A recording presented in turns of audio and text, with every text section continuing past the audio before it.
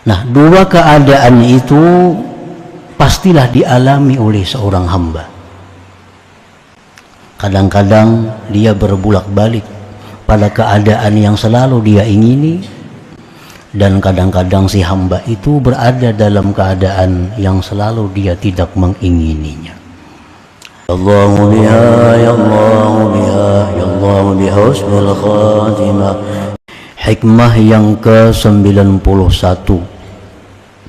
dari Al-Hikamil Ata'iyah, berkata Imam Ahmad ibnu Ata'illah As-Sakandari rahimahullah, wa nafa'ana bi'ulumihi wa asrarih.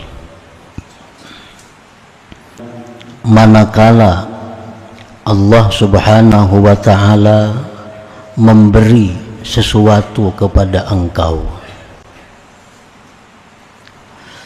maka Allah sebenarnya mempersaksikan kepada engkau akan kebaikan Allah.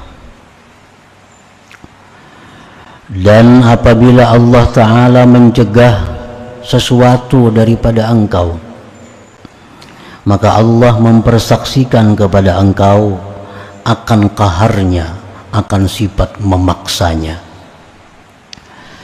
Maka dia Allah pada tiap-tiap keadaan memperkenalkan kepada engkau dan berhadap dengan adanya kelembutannya atas engkau. Bermula al-ata. Al-ata itu artinya adalah sesuatu yang diberikan Allah kepada kita yang sesuai dengan keinginan kita. Nah, itu namanya al-ata. Pemberian-pemberian Allah kepada kita yang sesuai dengan keinginan kita. Wal man'u, dan mana itu artinya adalah sesuatu yang tidak sesuai dengan apa yang kita inginkan. Allah memberikan kepada kita sesuatu yang tidak sesuai dengan keinginan kita. Itu disebut namanya al-mana. Nah, dua keadaan itu pastilah dialami oleh seorang hamba. Kadang-kadang dia berbulak-balik pada keadaan yang selalu dia ingini, dan kadang-kadang si hamba itu berada dalam keadaan yang selalu dia tidak mengingininya.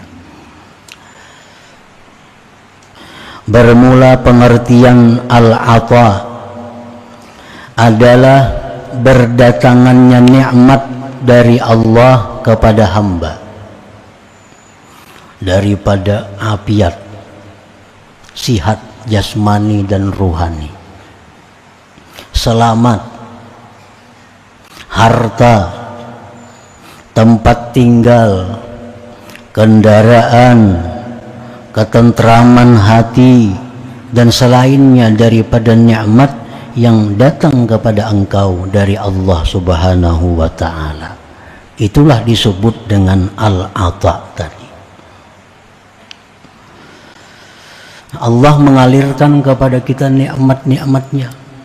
Kita diberinya sihat ruhani, jasmani, diberinya keselamatan, diberinya keamanan, diberinya harta, kendaraan, tempat tinggal, hati yang tenang, pasangan yang menyenangkan, anak yang saleh dan salihah. Itu namanya adalah al-ata.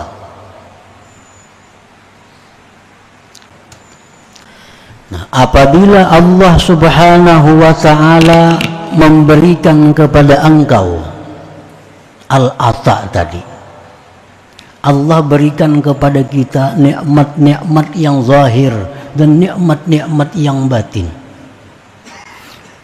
Sihat walafiat diberi Tuhan, perasaan aman tentram, pasangan yang menyenangkan, anak yang bakti, yang salih dan salihah, kendaraan, kediaman yang bagus. Bila Allah memberikan itu kepada kita, ta'lam, maka ketahuilah annahu talibuka, bahwa Allah itu menuntut engkau antashhada birrahu alaik, bahwa engkau pandang engkau saksikan kebaikan Allah atas engkau.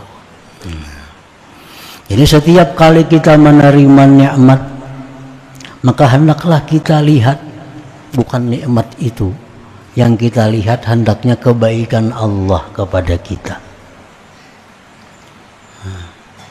Kalau hendak melihat nikmat juga di belakang, yang pertama kita lihat kebaikan Allah dulu kepada kita.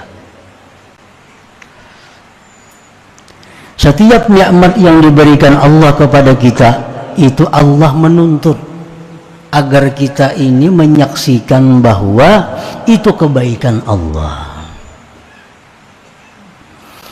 Nah, bila mana kita bisa demikian, ada nikmat yang kita terima, kita melihat itu kebaikan Allah.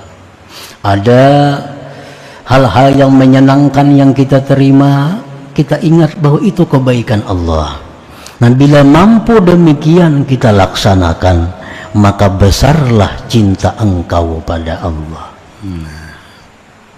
Akhirnya kita cinta kepada Allah. Makin banyak nikmat yang diberi Allah, makin besar cinta kita kepada Allah. Wa yazdadu syauqa ilaik, dan bertambahlah rindu engkau kepada Allah. Nah, makin bertambah nikmat, makin cinta, makin tambah rindu kepada Allah. Dan banyaklah syukur engkau, dan bertambah lagi nikmat yang diberikan kepada engkau. Nah, para muhibbin rahimakumullah. Jadi Allah itu menyuruh kita, bila kita diberinya nikmat, nah, hendaklah kita pandang kebaikan Allah kepada kita, supaya kita bisa mencintai Allah, bisa rindu kepada Allah.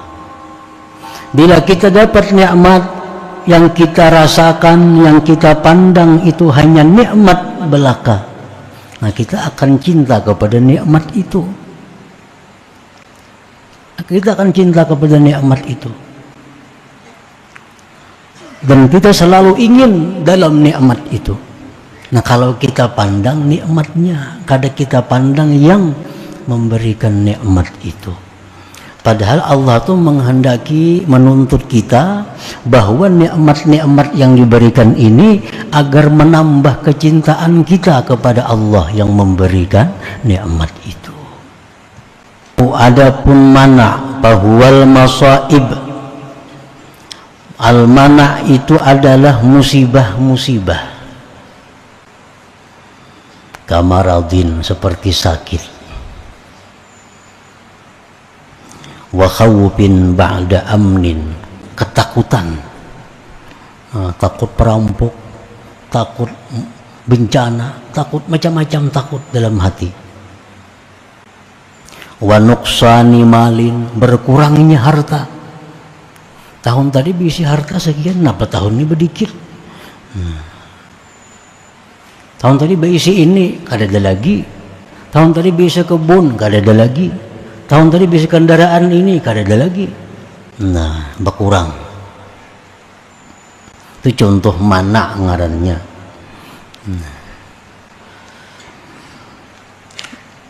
Jadi apabila Allah subhanahu wa ta'ala amal man'u, adapun itu mana, maka itu adalah musibah-musibah seperti penyakit yang datang, ketakutan, berkurangnya harta, durhakanya pasangan. Berisi bini kada menyenangkan hati, berisi laki kada menenteramkan hati. Nah, ini termasuk musibah. Karena mestinya Allah menciptakan laki bini itu untuk saling menyenangkan. Ini datang mengajiwakan, bini kecewa, laki kecewa. Nah, ini musibah dari Allah. Wa uquqi waladin, anak nah mestinya taat, durhaka. Diberi nasihat kada menurut. Bilanya bakal hendak, kita kada-kada kada menuruti, diamuknya, diancamnya. Nah, ini adalah bagian dari al-mana tadi. wa ghairiha, dan lainnya lagi minal masaib, dari musibah-musibah allati saqaha Allah ilal abdi, yang Allah halau kepada hamba. Nah, ini dua keadaan ini selalu kita alami. Hari ini kita dapat hal-hal yang menyenangkan, maka kita ingat itu kebaikan Allah. Nah, hari berikutnya kita barangkali ada menjumpai hal-hal yang tidak sesuai dengan keinginan kita, maka itu adalah almana, musibah-musibah tadi. Dulunya sehat, nah sekarang sakit. Padahal sudah hati-hati, pemantang sudah baarit, makan obat aktif, check up rutin, sekalinya garing juga. Nah, sakit juga. Harta yang dulunya banyak, padahal sangat hemat, pengeluaran ini berhitung bujur. Masuk hari ini 100.000, pengeluaran 50.000 aja. Bercatatnya orang nih, sekali setahun dihitung berkurang pada tahun dulu. Nah, pasangan yang dulu baik, dulu rukun, sekarang cekcok, kada menyenangkan lagi. Anak yang dulu baik jadi durhaka. Nah, bila Allah memberikan itu kepada kita, fa'lam, maka ketahuilah, annahu talibuka, bahwa Allah itu sebenarnya menuntut engkau, antashhada qahrahu alaik, bahwa engkau menyaksikan akan qaharnya Allah atas engkau. Allah tuh ada punya sifat, ada punya nama Al-Qahar, yang artinya maha memaksa. Nah, Allah tuh maha memaksa. Kita kada kau bakutik. Nah, kehendak kita tuh kada jalan lalu. Program kita sudah bagus dirancang, gagal total. Kalau Allah itu menampakkan qaharnya, Allah ini maha memaksa kehendak. Kehendak Allah itu selalu jadi. Nah, jadi bila kita mengalami hal-hal yang tidak sesuai dengan keinginan kita, maka hendaknya kita lihat bukan hal-hal yang mengecewakan itu. Kada perlu dicari gara-garanya, kada perlu dicari penyebabnya. Kenapa duitku berkurang maka aku sudah hemat? Kenapa aku sakit padahal aku sudah hati-hati? Kada perlu dicari itunya. Pak Allah menyuruh kita, menuntut kita bila demikian, agar kita lihat itu qaharnya Allah. Qaharnya Allah. Allah itu maha memaksa. Bila mana kita melihat, kita menyaksikan bahwa Allah itu punya sifat yang maha memaksa, maka engkau jadi takut kepada Allah. Nah, jadi takut kepada Allah. Jadi tunduk di bawah paksaan Allah. Bila sudah kita takut kepada Allah, maka rajinlah ibadah kita. Rajin beribadah, banyak taat kepada Allah, maka banyaklah pahala dan sedikitlah dosanya. Nah, itu yang dituntut oleh Allah Subhanahu wa ta'ala.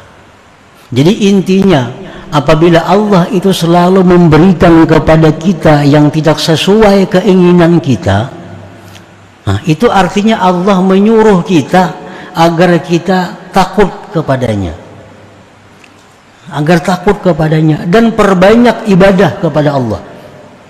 Nah, itu terapinya demikian yang diberikan oleh Allah.